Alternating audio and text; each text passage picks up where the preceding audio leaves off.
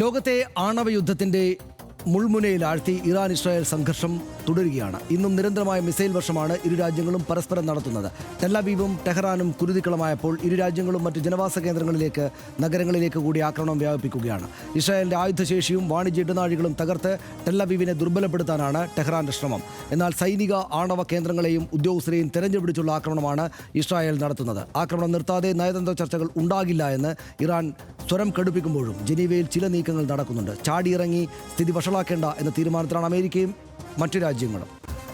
ഇരു രാജ്യങ്ങളും ഔദ്യോഗികമായി യുദ്ധം പ്രഖ്യാപിച്ചില്ലെങ്കിലും ജീവൻ കയ്യിൽ പിടിച്ചാണ് മനുഷ്യരുടെ ഓരോ നിമിഷവും കടന്നു പോകുന്നത്.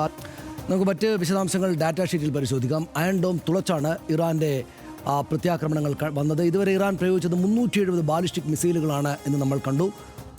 ഇസ്രായേലിന്റെ അയൺ ഡോമിനെ ഭേദിച്ച് പരമാവധി മിസൈലുകൾ ടെല്ലവീവിൽ പതിച്ചു. ഇസ്രായേലിനെ ദുർബലപ്പെടുത്താൻ തുറമുഖ നഗരം ഹൈഫയെ കൂടുതൽ ലക്ഷ്യമിടുകയാണ് ഇറാൻ ചെയ്തത്. ബീർഷേബയിലെ സൊറാക്ക മെഡിക്കൽ സെന്ററിൽ ആക്രമണമുണ്ടായി. 240-ലധികം പേർക്ക് പരിക്ക് ഏറ്റു.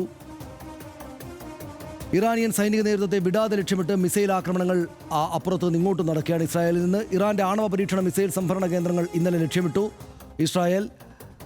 50 ഇസ്രായേലി ഫൈറ്റർ ജെറ്റുകൾ ഇറാൻ പ്രതിരോധ മന്ത്രാലയം ആക്രമിച്ചു. ടെഹ്റാനിലെ തീരുമാനങ്ങൾ എടുക്കുന്നവരെ ലക്ഷ്യമിട്ട് ആക്രമണങ്ങൾ തുടരുകയാണ്. ഇപ്പോഴും പശ്ചിമേഷ്യയിലേക്ക് കൂടുതലടുത്ത് US വിമാനവാഹിനി കപ്പൽ USS നിമിറ്റ്സ്. പശ്ചിമേഷ്യയിലെ അമേരിക്കൻ ബേസുകളുടെ സുരക്ഷ വർദ്ധിപ്പിച്ച് പെന്റഗൺ വൻ തയ്യാറെടുപ്പാണ് നടക്കുന്നത്.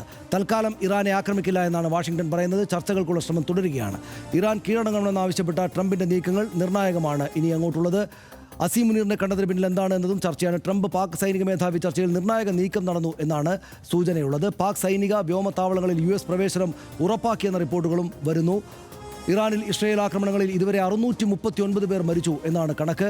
ഇതിൽ 263 സാധാരണക്കാരും 154 സൈനികരും ഉൾപ്പെടുന്നു. ഇസ്രായേലിൽ ഇറാന്റെ ആക്രമണത്തിൽ ഇതുവരെ 25 പേർ മരിച്ചതായാണ് റിപ്പോർട്ടുള്ളത്. 1000-ലധികം പേർക്ക് ഗുരുതര പരിക്കേറ്റുവെന്നും സ്ഥിരീകരിക്കാത്ത റിപ്പോർട്ടുകൾ വരികയാണ്. പിടഞ്ഞു വീഴുകയാണ് ജീവനുകൾ. യുദ്ധം ആ നാട്ടിലെ ഇരു നാടുകളിലെയും സാധാരണക്കാരായ ആളുകളെ വലിയ ബുദ്ധിമുട്ടിലേക്ക് എത്തിച്ചേർത്തിരിക്കുന്നു. പക്ഷേ എങ്ങനെയെങ്കിലും ഇത് പരിഹരിക്കുക എന്നുള്ള ചർച്ചകൾ സജീവമായിട്ട് നമ്മൾ കാണുന്നില്ല. പക്ഷേ ജനീവയിൽ നേരത്തെ ഉണ്ടാകാത്ത വിധമുള്ള കൂടിക്കാഴ്ചകൾ നടക്കുന്നു. യുദ്ധം അങ്ങ് പരിഹരിക്കപ്പെട്ടു പോകും വലിയ കുഴപ്പത്തിലേക്ക് എന്ന് ഈ ഘട്ടത്തിൽ നമ്മൾ പ്രതീക്ഷിക്കുന്നുണ്ടോ ഹർഷ? എനിക്ക് ജനീവയിൽ നടക്കുന്ന ചർച്ചയിലൊന്നും ഒരു പ്രതീക്ഷയില്ല.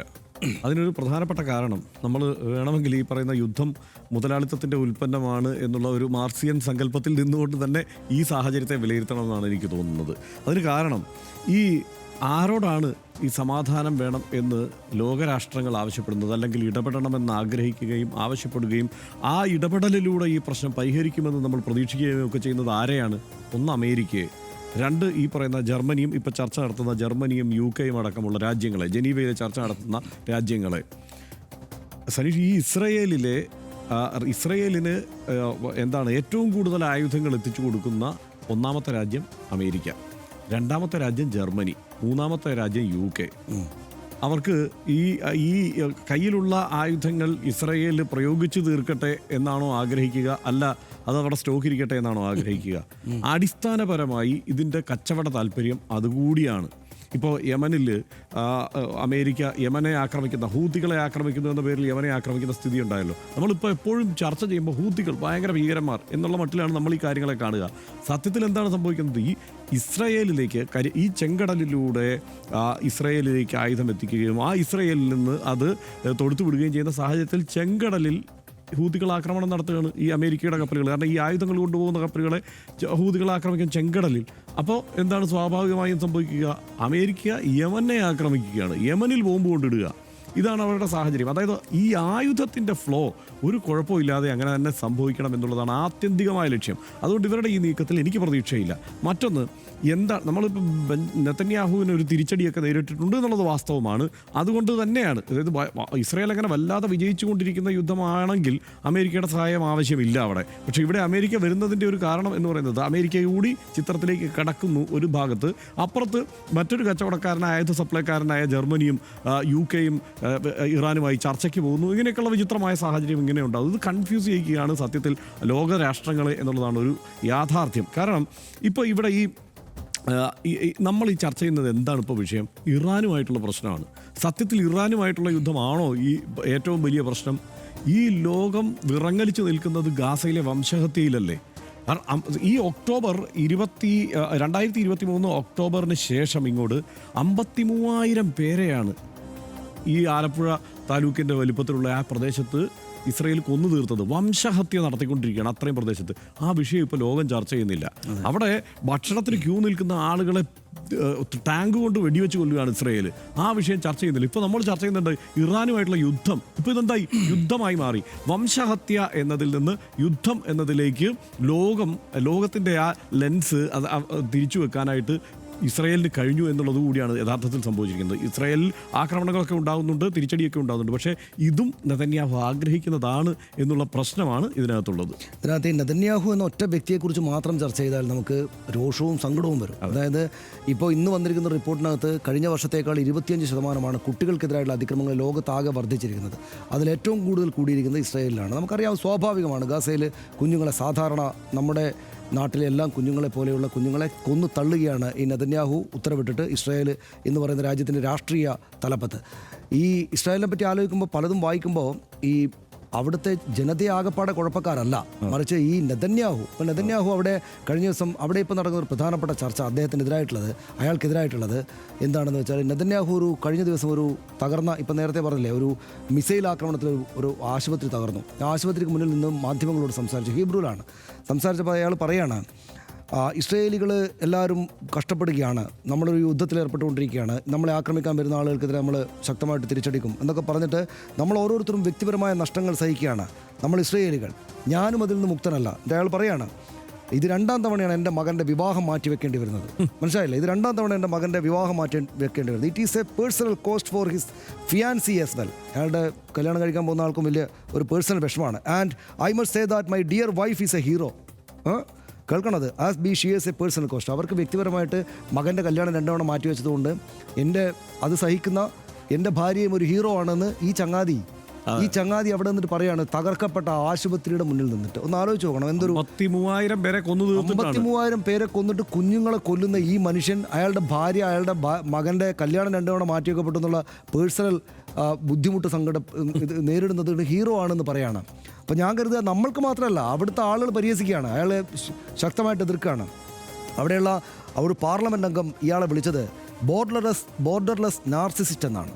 അതായത് ഇങ്ങനെ ഇയാൾ ഇത്രമാത്രം ബോറനായിട്ടുള്ളൊരു ചങ്ങാതിയാണ് എന്ന് അവിടെയുള്ള ആളുകൾ അതിഭീകരമായിട്ട് ഇയാളെ വിമർശിച്ചുകൊണ്ടേയിരിക്കുകയാണ്.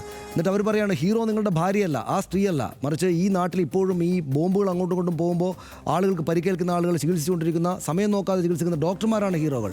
ഇവിടെ ഈ സ്കൂളുകൾ അടച്ചുപൂട്ടിയപ്പോൾ ഈ കുഞ്ഞുങ്ങളെ ഭാവിക്ക് വേണ്ടിയിട്ട് സൂമിൽ കൂടെ പഠിപ്പിക്കുന്ന ടീച്ചർമാരാണ് ഹീറോകൾ എന്നവരെ അയാളെ വിമർശിച്ചുകൊണ്ടിരിക്കുകയാണ്. അപ്പോൾ ഇമാതിരി സെൻസ്ലെസ് ആയിട്ടുള്ള ഒരു ചങ്ങാതി ഈ ലോകത്തെ ഇങ്ങനെ ഈ കുഞ്ഞുങ്ങളെ ഗാസയിൽ കൊല്ലുന്നു.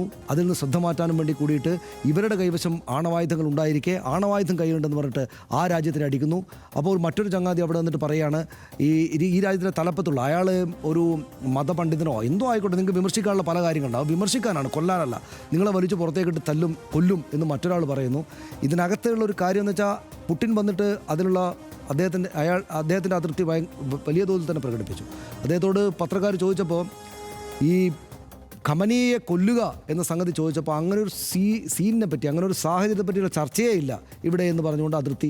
റഷ്യയുടെ വക്താവ് ആ കാര്യത്തിൽ കൂടുതൽ കൃത്യമായി പറഞ്ഞിട്ടുണ്ട്. അങ്ങനെ ഒരു സാഹചര്യം ഉണ്ടായാൽ ഞങ്ങൾ വിചാരിക്കുന്നതിനപ്പുറത്തുള്ള ഗുരുതരമായ പ്രത്യാഘാതം ഉണ്ടാകുന്നു. എന്തെങ്കിലും സംഭവിക്കുമോ എന്നല്ല, പക്ഷേ ശക്തമായ വാക്കുകളോടെ ആ പ്രതിഷേധം രേഖപ്പെടുത്താൻ റഷ്യ ഇപ്പോൾ തയ്യാറാണ്. ഒരു കാര്യമുള്ള ഹർഷന, ഞാനത് വൈൻഡപ്പ് ചെയ്യാം. അതിന് ഒറ്റ കാര്യമുള്ളത്, അതായത് എന്നെയും ഹർഷനെയും ഈ രാജ്യത്തെ ഈ ലോകത്തെ സകലമാന മനുഷ്യരെയും പോലെ 2 കൈയും 2 കാലും തലയും ഒക്കെയുള്ള 24 മണിക്കൂർ മാത്രം ജീവിക്കാനുള്ള ഒരു സാധാരണ മനുഷ്യനാണ് ഈ ബെഞ്ചമിൻ നെതന്യാഹു. പക്ഷേ അയാൾ നമുക്കുണ്ടാകുന്ന സാധാരണ വികാരങ്ങൾ, കുഞ്ഞുങ്ങൾ കൊല്ലപ്പെടുകയാണല്ലോ, അവരവിടെ സാധാരണ കുഞ്ഞുങ്ങൾ, ഒരു കുറ്റവും ചെയ്യാത്ത ഈ കുഞ്ഞുങ്ങൾ ഭക്ഷണത്തിന് വേണ്ടിയിട്ട് തിക്കിത്തിറക്കി ഓടുകയും കരയുകയും ചെയ്യുകയാണല്ലോ എന്ന സാധാരണഗതിയിലുള്ള മനുഷ്യവികാരം വരാത്ത മനുഷ്യർ ഈ രാഷ്ട്രങ്ങളുടെ തലപ്പത്തേക്ക് വന്നാൽ എന്താണ് ലോകത്തിനാകെ ഉണ്ടാവുക എന്നതിനുള്ള ഒരൊറ്റ കാര്യം കൂടെ പറയാനുണ്ട് സനീഷ്. നമുക്ക് ചുറ്റും നിൽക്കുന്ന ആളുകളിലും അങ്ങനെ ഒത്തിരി പേരെ നമ്മൾ കാണുന്നുണ്ട്. അപ്പം നമ്മൾ ഈ ഇസ്രായേലിൻ്റെ ഒരു ധീരമായ പ്രവൃത്തി എന്ന മട്ടിലോ, അല്ലെങ്കിൽ അവിടെ ഹമാസ് കയറി ആക്രമിച്ചത് കൊണ്ടല്ലേ തിരിച്ചടിച്ചത് എന്നുള്ള വാദത്തിലോ ഇപ്പോൾ പോലും നിൽക്കുന്ന ഈ 53,000 പേരെ അവിടെ കൊന്നിട്ട് ഇവിടെ ഇസ്രായേലിൽ, അതായത് ഈ വംശഹത്യ മറച്ചു വെക്കാൻ വേണ്ടി അടുത്ത യുദ്ധം തുടങ്ങി വെച്ച ആളെ ഇപ്പോഴും പ്രൈസ് ചെയ്യുന്ന, അത് ഗംഭീരമായ ഒരു പണിയാണ് എന്ന മട്ടിൽ പ്രൈസ് ചെയ്യുന്ന ആളുകൾ ഇവിടെ ഉണ്ട്. 1195 പേരെ 5 വർഷത്തിനിടയ്ക്ക് ഈ പലസ്തീനിലുള്ളവരെ കൊന്നു തീർത്തപ്പോഴാണ് ഒരു തിരിച്ചടി ഉണ്ടാവുന്നത് ഹമാസിന്റെ ഭാഗത്തുനിന്ന്, ഈ സ്വഭാവത്തിലുള്ള തിരിച്ചടി. അതിനുശേഷം 53,000 പേരെ അതിന് തിരിച്ചടി എന്ന മട്ടിൽ. അതായത് ഒന്ന് ആലോചിച്ച് നോക്ക്, ഇതിന്റെ ഒരു അനുപാതം നമ്മൾ നോക്കിക്കഴിഞ്ഞാൽ നമ്മൾ ഞെട്ടിപ്പോകുമല്ലോ. അപ്പോൾ അത് പറഞ്ഞു പോയാൽ ഒത്തിരി ഉണ്ട്. ബൊറോഡിനോവിലെയും ഗോർക്കിയിലെയും ഷെബാഡിനോവിലെയും ജനങ്ങൾ കൃഷി ചെയ്തും കന്നുകാലി മേച്ചും നടന്ന വയലുകളിലും പുൽമേടുകളിലും മനുഷ്യർ മരിച്ചു കിടക്കുകയാണ്. പല വേഷത്തിൽ പലയിടത്തായി. ആകാശത്ത് കാർമേഘങ്ങൾ ഉരുണ്ടുകൂടി മഴത്തുള്ളികൾ പെയ്തിറങ്ങി. ഭക്ഷണവും വിശ്രമവുമില്ലാതെ തളർന്ന അയാൾ സ്വയം ചോദിച്ചു, എന്തിനു വേണ്ടി, ആർക്ക് വേണ്ടി ഞാൻ മരിക്കണം? ലിയോ ടോൾസ്റ്റോയുടെ യുദ്ധവും സമാധാനവും നോവലിൽ പിയറി ബെസുഖോവ്, ആൻഡ്രോ ബോൾക്കോട്സ്കി എന്നീ കഥാപാത്രങ്ങൾ ചോദിക്കുന്ന ഈ ചോദ്യം ലോകത്തിന്റെ മുന്നിൽ എക്കാലവുമുണ്ട്. ആക്രമണം ആണവ നിരായുധീകരണത്തിനെന്ന് ഇസ്രായേൽ വാദിക്കുമ്പോൾ ഇസ്രായേലിനെ ഭയക്കേണ്ടതില്ലേ എന്ന് ഇറാന്റെ ചോദ്യത്തിന് ഉത്തരമില്ല.